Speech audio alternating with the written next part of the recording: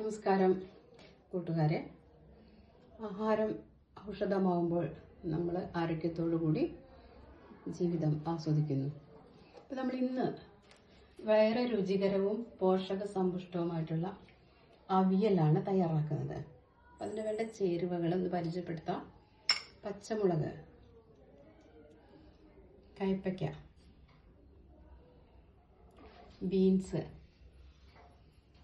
കൊത്തമരക്ക, ചേന, കായ, ഇത് നാളികേരം ചെറിയതാണ്. പിന്നെ ഇതാണ് നമ്മൾ ബീൻസ്, കുമ്പളങ്ങ കഷ്ണാക്കിയത്, ക്യാരറ്റ്, പിന്നെ മഞ്ഞൾപ്പൊടി കുറച്ച്, പിന്നെ ഉപ്പ്, നമ്മൾ വെള്ളവും തൈരും. അപ്പോൾ ഇത്രയും സാധനങ്ങളാണ് വേണ്ടത്. മുരിങ്ങക്കായ നമുക്കിവിടെ കിട്ടിയില്ല, അതും കൂടി ചേർത്താൽ അതിൻ്റെതായിട്ടുള്ളൊരു ഫ്ലേവർ കൂടി ഉണ്ടാകുമ്പോൾ ഏറെ രുചികരമാവും. കിട്ടാത്തതിനെ കുറിച്ച് നമ്മൾ പറഞ്ഞിട്ട് കാര്യമില്ലല്ലോ. അപ്പോൾ നമ്മൾ ചെയ്യുന്നത് ഈ കഷ്ണങ്ങൾ ഓരോന്നായിട്ട് പാത്രത്തിലേക്ക് ഇടുന്നു. ആദ്യം ചേന ഇട്ടു, പിന്നീട് കൊത്തമരക്കാണ് ഇടുന്നത്. കുറേശ്ശെ ഉള്ളു, ചില ഒരുപാട് കഷ്ണങ്ങളാകുമ്പോൾ കുറച്ചുണ്ടാവും കേട്ടോ. പിന്നെ നമ്മൾ കായ ചേർത്തു. അതിനുശേഷം കുമ്പളങ്ങ, നമുക്ക് ഉള്ള പച്ചക്കറികളൊക്കെ അതിൽ ഉപയോഗിക്കാം കേട്ടോ. അപ്പോൾ ഇവിടെ ഇത്രയും പച്ചക്കറികൾ ഉണ്ട്, അതുകൊണ്ടാണ് നമ്മളിത് ഉപയോഗിക്കുന്നത്. നമ്മൾ ബീൻസാണ് ഉള്ളത്. പിന്നെ നമ്മൾ കയ്പയ്ക്ക ചേർത്തു. കയ്പ് വളരെ അനുഭവപ്പെടുന്നില്ല. ഇനിയിപ്പോൾ അങ്ങനെയുള്ളവർ വേണമെങ്കിൽ കുറച്ച് അളവ് കുറയ്ക്കാവുന്നതാണ്. പിന്നെ നമ്മൾ ക്യാരറ്റ് വളരെ നല്ലതാണല്ലോ. അത്രയാണ് നമ്മൾ എടുത്തിട്ടുള്ളത്. ഇതിൽ ഈ പച്ചമുളക് നമ്മൾ ഇതിൻ്റെ കൂടെ ചേർത്ത് അരയ്ക്കാൻ വേണ്ടിയിട്ടാണ്. അതാണ് നടുവൊന്ന് പിളർന്നിട്ടുണ്ട്, അപ്പോൾ അത് അരയ്ക്കാൻ എളുപ്പമാകും. പിന്നെ നമ്മൾ ആവശ്യത്തിന് ഉപ്പും ചേർത്തിട്ടുണ്ട്. ഇനി നമുക്ക് പാകം നോക്കിയിട്ട് വേണമെങ്കിൽ ചേർക്കാവുന്നതാണ്. ഇപ്പോൾ നമ്മൾ കുറച്ച് ചേർത്തിട്ടുള്ളൂ.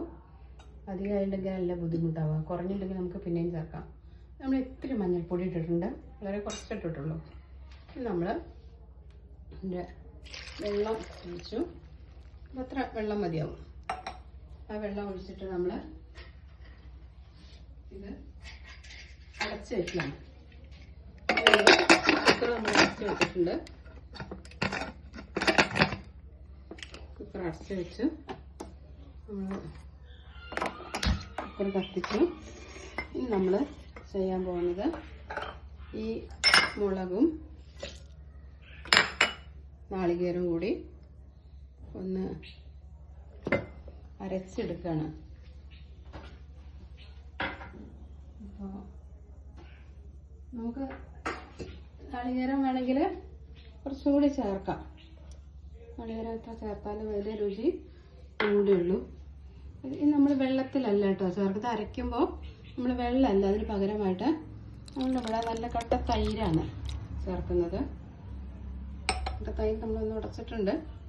എന്നിട്ട് നമ്മൾ വെള്ളമൊന്നും ചേർത്തിട്ടില്ല. ഇങ്ങനെ നമ്മളിത് അരച്ചെടുക്കണം.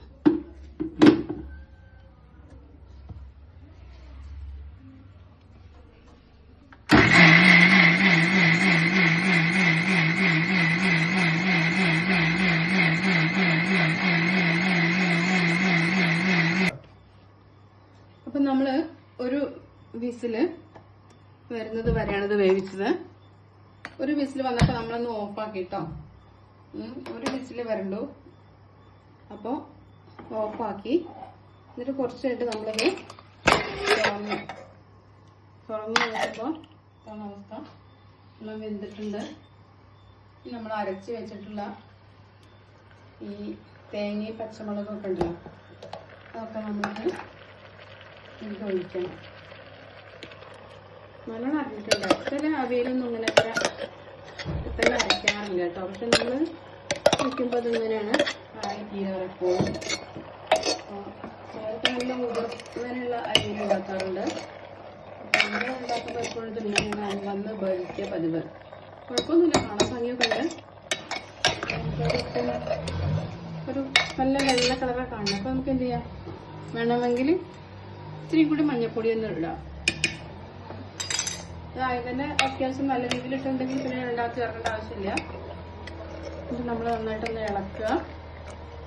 അപ്പോൾ കഷ്ണങ്ങളൊക്കെ നന്നായി വെന്തിട്ടുണ്ട്. ഒരുപാട് ഇളക്കിയാൽ അത് ഉടയും.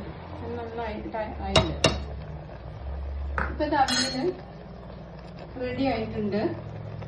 ഇനി നമ്മൾക്ക് ഇതിലേക്ക് കുറച്ച് പച്ച വെളിച്ചെണ്ണ ഒഴിക്കണം.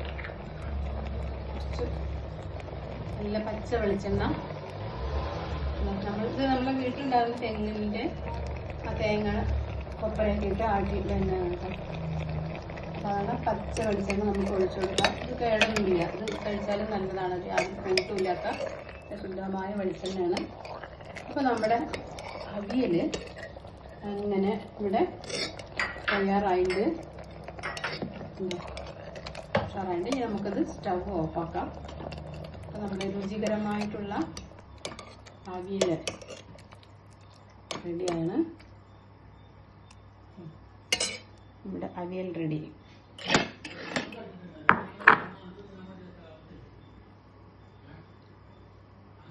Okay, thank you.